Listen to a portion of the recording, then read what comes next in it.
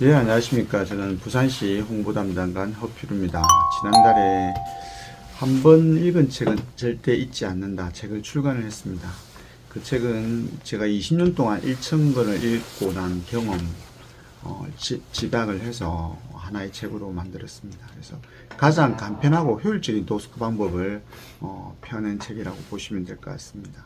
그래서 오늘 말씀드릴 거는 책을 읽게 된 계기와 그리고 그 핵심 내용, 책의 핵심 내용과 그리고 이제 책으로 인한 행복감, 이런 것들에 대해서 말씀을 좀. 먼저 책을 읽게 된 계기를 말씀드리겠습니다. 저도 뭐 일반적인 직장인이 한 5년 차 들어가면 보통 이제 그런 생각을 하실 수 있는데, 저도 굉장히 무기력감에 빠졌습니다. 직장 생활 중에 직원들과 하고 대화도 잘 안 되고, 그리고 이제 일만 또 시키는 일만 하다 보니까 또 집에 와서는 또 아내하고 또 다툼도 잦고 이래서 무슨 탈출구가 없을까 이렇게 생각을 하고 있는데, 마침 아내가 책을 좀 많이 좋아하는 편입니다. 집에 있는 책을 보고 나도 저걸 한번 읽어보면 나도 생각이 좀 생기고 내 삶을 좀 바꿀 수 있는 계기가 되지 않을까 해서 이제 책을 읽게 됐습니다. 처음에는 책을 저도 힘들게 읽기 시작했습니다. 전혀 습관이 들어있지 않았으니까요. 그래서 첫 번째는 한 8권 정도, 1년에 8권 정도밖에 못 읽었습니다. 그러다가 15권이 되고 계속해서 이제 권수가 늘어났습니다. 그래서 요즘은 일주일에 한 권 정도는 쭉 읽게 되는 그런 습관을 붙이게 됐습니다. 그렇게 하다 보니까 저도 이제 책을 읽고 느낌을 적고 또 사내 게시판에도 또 그 느낌을 공유하고 이러다 보니까 어느 날 시장실에서 전화가 왔습니다. 제인데 책을 하나 추천해 줄 수 없느냐고요. 그래서 이게 제가 전에 이야기한 적도 없었는데 이런 생각을 하고 있었는데 이미 이제 소문이 나 있었던 거죠. 저 친구는 책을 많이 읽는다. 그리고 그 느낌도 공유하고 좋은 책을 많이 알고 있을 거다는 그런 생각 때문에 저한테 전화했던 것입니다. 그래서 저도 이제 읽은 책들 중에서 리스트를 쭉 뽑아서 가장 맞는 책을 제가 또 선정해서 추천해 드리니까 나중에 다 고맙다고 또 연락이 왔었어요. 그래서 그런 소문이 나니까 저인데 책을 추천해 주는 사람도 있고, 또 제가 또 책을 추천해 줄 수도 있고, 책과 교류하고 행복을 느끼는 시간들이 점점 많아졌습니다. 제가 이제 1999년도부터 책을 읽기 시작했습니다. 그때부터 독후감을 적기 시작했는데요. 구로사와 아키라 감독이 어느 책에서 독후감을 반드시 적어라 라는 글을 보고 그냥 책을 읽어서는 안 되겠구나 라는 생각을 하고 그때부터 독후감을 쭉 적기 시작했습니다. 그러다가 2015년에 김정은 교수의 에디톨로지라는 책을 보게 됐습니다. 그 책에는 김정은 교수가 독일에 가보니 독일 학생들은 노트에 적지 않고 카드에 적어서 공부를 한다는 내용을 쭉 이야기를 해줬습니다. 이게 어떻게 보면 정답이 될 수 있겠다 싶어서 저도 이제 그때 이후로 카드에 책을 독후감을 적기를 시작했습니다. 그래서 그걸 계속 하다 보니까 어떤 패턴 같은 게 좀 느껴졌고요. 그래서 그 패턴이 뭔가 이렇게 보니까 제일 중요한 것은 책을 읽고 어떤 것을 자기가 가져가고 또 변화를 일으키는가, 이게 핵심이다 라는 내용을 제가 파악을 하고 특허를 한번 출연해 봐야 되겠다 생각을 했습니다. 그래서 작년 3월에 특허를 출연을 하기로 했습니다. 제가 말씀드린 방법은 개인 체인지라는 카드입니다. 카드는 쉽게 구하실 수 있는 이렇게 영어 암기 카드, 독서 카드 이런 내용을 그대로 쓰시면 됩니다. 그래서 그 안에 내용이 핵심적인데요. 내용은 딱 4가지만 적으시면 됩니다. 카피, 컨텐츠, 개인 체인지라고 합니다. 카피는 일단 책을 읽게 되면은 보통 이제 밑줄을 긋게 됩니다. 그 밑줄을 끈 문장 중에서 옮겨 쓰고 싶은 문장, 훔치고 싶은 문장이라고 저는 표현을 하는데요. 그만큼 가치가 있고 내 것으로 만들고 싶은 문장을 옮겨 쓰시면 됩니다. 그럼 두 번째는 컨텐츠입니다. 책의 내용을 요약하는 거죠. 가장 핵심이 되는 내용 중에 하나입니다. 그래서 내가 책의 내용이 무엇이다 라고 이야기를 할 수 있어야 다른 사람이 또 이야기가 됩니다. 그만큼 자기 머릿속에 확실하게 이제 박히는 거죠. 그렇게 할 수 있는 훈련입니다. 책의 내용을 적고, 그 다음에는 개인, 책으로부터 얻은 것입니다. 우리가 책으로부터 지식, 또 지혜, 통찰력을 얻을 수 있고, 심리책 같은 경우는 위안, 힐링을 또 가져올 수도 있습니다. 책으로부터 무엇을 얻었는가, 이걸 파악해내는 거죠. 네 번째가 제일 중요한 체인지입니다.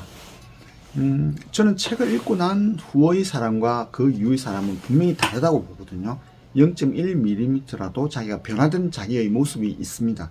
그걸 파악을 해서 적는 것이죠. 보통은 제가 이 책을 어른의 독서법이라고 했는데 어린이의 독서법은 느낌을 적는 겁니다. 하지만 어른의 독서법은 변화를 가져와야 합니다. 그래서 내 자신이 무엇을 변했는가 엄밀하게 한번 살펴보는 거죠. 그래서 Gain and Change 책으로부터 뭔가를 얻고 그리고 내가 변화하겠다는 의미를 가지는 그런 독서법입니다. 여기서 중요한 게 이제 카드를 적는 건데요. 노트에 적는 것과 카드에 적는 것의 차이점이 크게 두 가지가 있습니다. 하나는 편집입니다. 노트는 차례대로 적을 수밖에 없습니다. 하지만 카드는 적어 놓고 이 카드와 저 카드를 서로 섞어가면서 볼 수 있습니다. 김종훈 교수가 말씀하신 중에 한 내용 중에 중요한 게 하나 있는데 창조는 편집이라는 말이 있거든요. 그리고 스티브 잡스도 역시 디테람스의 디자인을 가져와서 자기가 편집했습니다. 그것만으로도 세계의 어떤 변형을 일으키는 그런 제품들이 나올 수 있었죠. 두 번째는 카드와 노트의 차이점을 하나 말씀드리면은 이 독서 노트의 경우에는 쭉 이렇게 페이지에 상관없이 쭉 이제 적을 수 있는 거죠. 하지만 우리가 카드는 그 내용이 딱 한정되어 있습니다. 적을 수 있는 게 4문장, 5문장밖에 안 됩니다. 이게 상당히 중요하다고 보는데요. 왜냐하면은 우리가 핵심을 파악하는 능력, 이 능력은 이 카드를 적는 데서 시작이 됩니다.